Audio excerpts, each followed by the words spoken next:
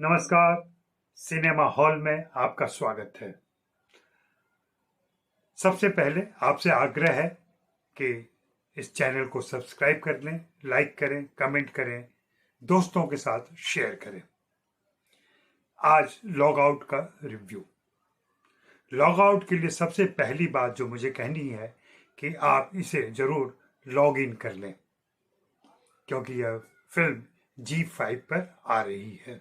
Log in करने का फायदा यह होगा कि आपको एक बहुत ही रोचक फिल्म मिलेगी, जिसे आप अपने घर में सोफे पर बैठे हो, बिस्तर पर बैठे हो, कुर्सी पर बैठे हो, जहां भी हो, आप उसके किनारे आ जाएंगे और किसी भी प्रकार की कोई अड़चन या बाधा नहीं चाहेंगे। मोबाइल आपका बंद हो जाएगा और आपका ध्यान आपके घर के उस स्क्रीन पर टिका रहेगा जहां ये फिल्म चल रही होगी। इस फिल्म का यही आकर्षण है, इस फिल्म का यही बंधन है। इस फिल्म के निर्देशक अमित गोलानी ने और उनके मित्र विश्वपति सरकार ने मिलकर एक ऐसी फिल्म लिखी और निर्देशित की है जो आज के किशोर और युवा समूह के बीच किसी महामारी की तरफ फैल रही सोशल मीडिया एडिक्शन को दिखाती है।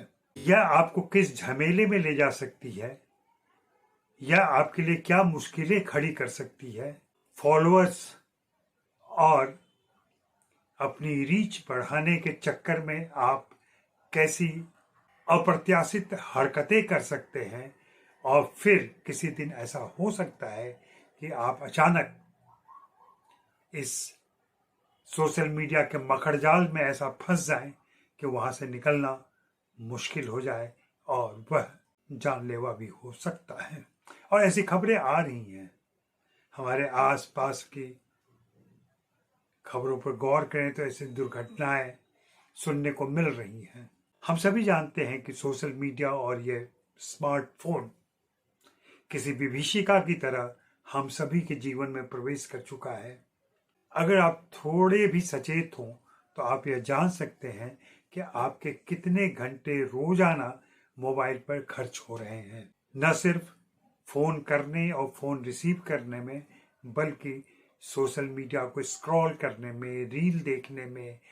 और अगर आप कहीं यूट्यूबर हैं, उन कुछ प्रतिशत लोगों में से हैं जो कंटेंट क्रिएटर मान रहे हैं खुद को, तो ये कंटेंट क्रिएशन के चक्कर में आप क्या क्या हरकतें कर रहे हैं, क्या नई तरकीबें अपना रहे हैं और किन नई चुनौतियों को, मुश्किलों को आमंत्रित कर रहे हैं। प्रत्युष दुआ फिल्म का मुख्य किरदार, वह ब्रैटमैन नाम से पॉपुलर है सोशल मीडिया पर, और उसकी एक ही ख्वाहिश है कि अपने प्रतिद्वंदी से पहले वह 10 मिलियन फॉलोअर्स की पहुंच बना ले। और इस कोशिश में वह कुछ ऐसी चीजें करता है अपने सहयोगियों के सलाह पर और खुद की सोच से। हालांकि वह थोड़ा संयमित भी है, वह उल जलूल हरकतें नहीं करता है, बावजूद इसके उसके ऊपर दबाव है जल्दी से जल्दी 10 मिलियन पहुंचने का, यानी कि 1 करोड़।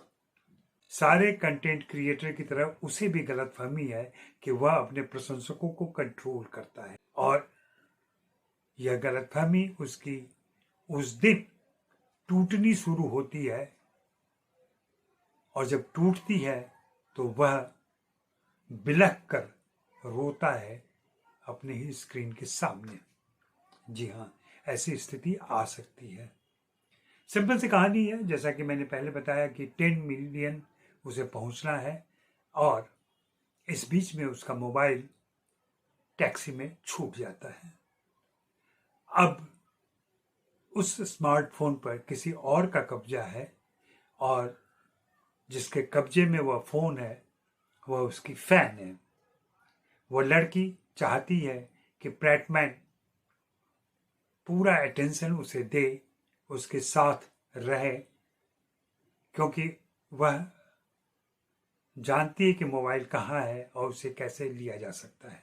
इस टॉम एंड जेरी के खेल में, इस चूहे बिल्ली के खेल में आप देखेंगे कि जो बिल्ली की भूमिका में है कैसे वह समय के साथ चूहे की भूमिका में आता है, और जो चूहे की भूमिका में है वह धीरे धीरे धीरे कैसे बिल्ली की भूमिका में आ जाती है।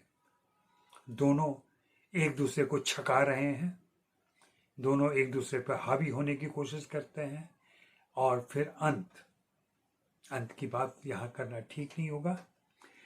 यहाँ थोड़ी दिक्कत है लेखक और निर्देशक, जैसा कि आम हिंदी फिल्मों में होता है, उपसंहार, कंक्लूजन, अंत करने में दिक्कतें पैदा हो जाती हैं। यहाँ भी थोड़ी सी हुई है। यह फिल्म जिस तरीके से एज पर रखती है, रुचि को बनाए रखती है, वह अंतिम कुछ मिनटों में थोड़ी शिथिल होकर बिखर जाती है। इस फिल्म की मुख्य भूमिका, केंद्रीय भूमिका, प्रमुख भूमिका जो भी कह ले, वह एक ही किरदार पर है और उस किरदार को निभा रहे हैं बाबिल।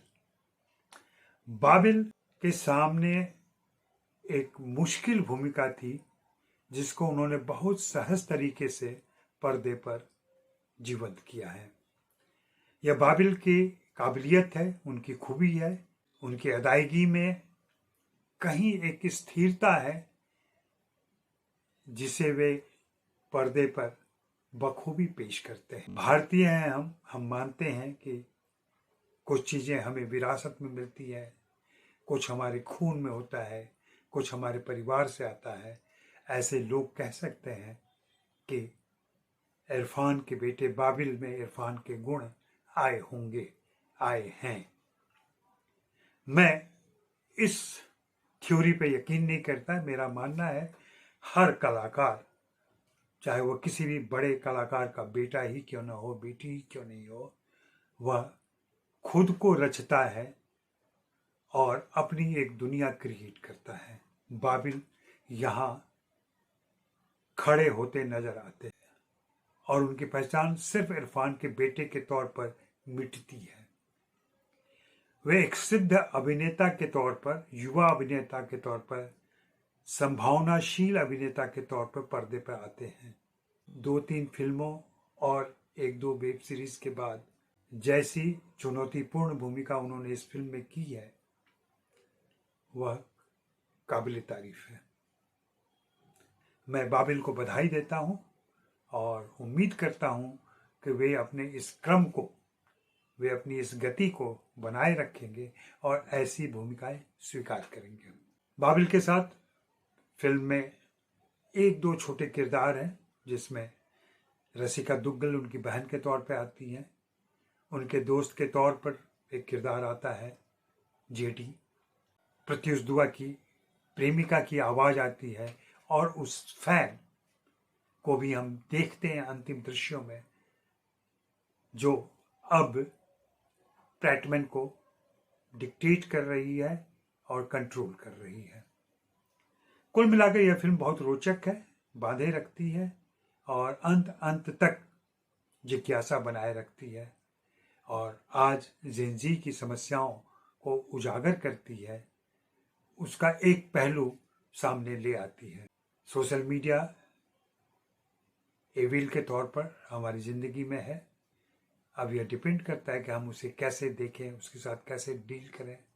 और सचमुच सिनेमा और फिल्मों का यह नया खलनायक है। इस खलनायक से हम आगे भी डील करते रहेंगे। शुक्रिया, मेहरबानी, धन्यवाद।